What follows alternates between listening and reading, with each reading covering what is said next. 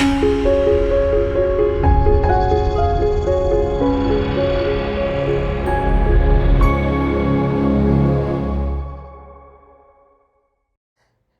everyone, today I am going to be utilizing these 5 basic colors from Royal Talent Art Creation line, as well as the 12 by 12 gel press and the little 6 by 6 to use as a spot for me to mix my colors and pick it up on my brayer. I am using a large gel press because I need to make sure that I can see where I last laid my color in order to lay the new color. So I'm going to be doing some color blending today to create a rainbow type print.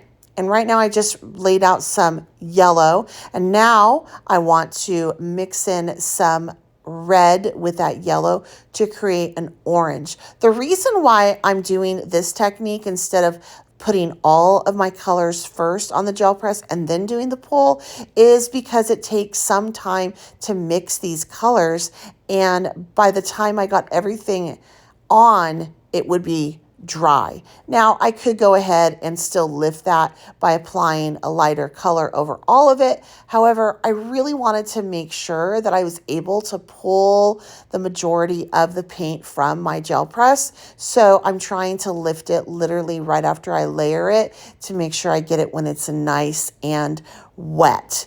And as you can see, I can go ahead and tell where I layered on that yellow, and I can just pop on that orange right over it. Now, the orange took up quite a bit of room, which is totally okay. I do want there to be a little bit of an overlap. It's important that I also clean my little palette occasionally, just so I don't get too many colors mixed on and end up with mud. Again, I am going for a beautiful rainbow right now. And this is the red, and I'm really impressed with this paint, you guys. It's highly pigmented, and it's rather cost effective. So I'm going to provide everything I'm using in the link below. I also like to take this time to encourage you or ask you to subscribe to our gel press channel if you haven't done so. There's so much inspiration here, and you will love everything you see. There's everything from the novice to the expert going on here. So make sure you subscribe and hit that notification bell. Now you're going to notice that as I mix this out, I'm not loving this purple. I love how beautiful it is, but it's a little bit too dark for me. All you got to do is pop on some white. Once you pop in some white, look how pretty this purple gets. Now it starts to lighten up and it's getting the look that I like. You can do this with any color blend. It will not change the color. It'll just kind of change the shading on it, but it's still purple. It's just a lighter, beautiful purple. So check this out. It's going to be so pretty when it layers up. And then what I want to do is I'm actually going to use the gel press as my cushion so that I can stamp junk on it, literally. This is a great thing to do if you have cling foam stamps, is to use your gel press as that cushion underneath of your paper to get a nice crisp image. Whenever you're using anything that doesn't have a cushion on it, you will end up with a not so great stamped image. But if you put a cushion down behind it, whether it's a foam sheet or in this case a gel press, you will get a crisp, beautiful image no matter what it is. So since I already have my gel press out, that's what I'm going to use this for. But before I do that, I'm just trying to pick up a lot of that ink so that I can move on from here. And it's not going to get completely clean. I don't really like a clean gel press, but I'm going to show you a technique at the end in which sometimes we have to do that. So now I'm just laying that paper out again. Since it's on the gel press, it's going to adhere nicely. It's not going to move around. And I'm just going to use some of my favorite junk, which is bubble wrap and red solo cups. I'm using, again, just the blue from this paint set. It's just one of the 5. And it just stamps out so fun. I want the stamps in a certain location. So that's why I'm doing it this way instead of just using my gel press and pulling the whole thing again. Though you could do that, but right now I just want to pop it down pretty quick and I can kind of eyeball where I want it to go. Again, that is creating green, a little bit too dark for me. I'm just running in some white to loosen it up, lighten it up, and then I get the shade that I really like. And I just take a larger bubble wrap and pop that down. And there we go. If you enjoy this type of content, please go over, check out my YouTube channel. I'm Betz Golden, and I do a lot of stuff over there with gel press and turning those prints into projects. So if that's something that interests you, make sure you go check out my channel as well. All right, we are going to pop down some black this time with my solo cup. You can use both ends of a solo cup. This does some really pretty thin type big circles. And then you can pop it over and create some smaller, thicker circles. It's so fun. I love solo cups for this. I was inspired to do this project because I had a friend of mine over. I was introducing her to the gel press and I pulled out this paint. I hadn't used it before.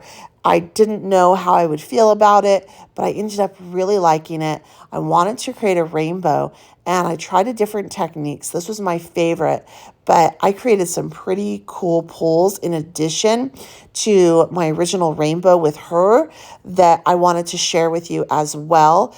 And I did it all with this paint and with this same plate with the 6x6, and then the other plate I think I used was a 8.5 by 11 or 8 by 10. But I really, really love the prints that I did with this technique and with this paint. It was so fun. These 5 colors, so much variety. Who would have thought, right? All right, so from here, I'm going to go ahead and just show you some of those pulls that I did with my friend. Now, when you're pulling paint and you have maybe a scratch piece of paper that you're using, sometimes you end up with really beautiful prints. Sometimes you end up with, I need to throw that away. But before you throw it away, I want you to try something. I'm going to show you what to do next.